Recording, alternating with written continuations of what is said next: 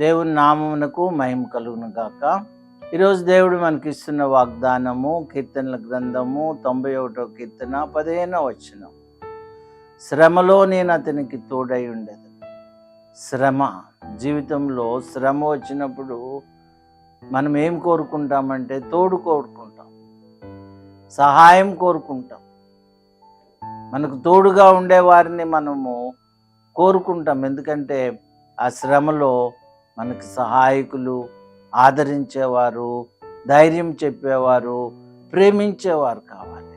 కాబట్టి దేవుడు చెప్తున్నాడు, శ్రమ దినమున నేను నీకు సహాయం చేసేది.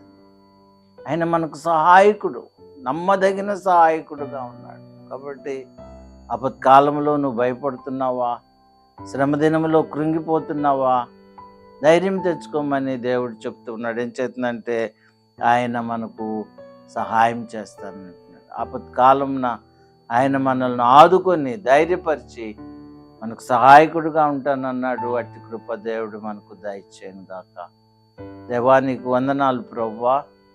యేసయ్యా మాకు సహాయకుడుగా ఉండి మమ్మలను కాపాడమని యేసు నామంలో ప్రార్థిస్తున్నాను తండ్రి. ఆమేన్.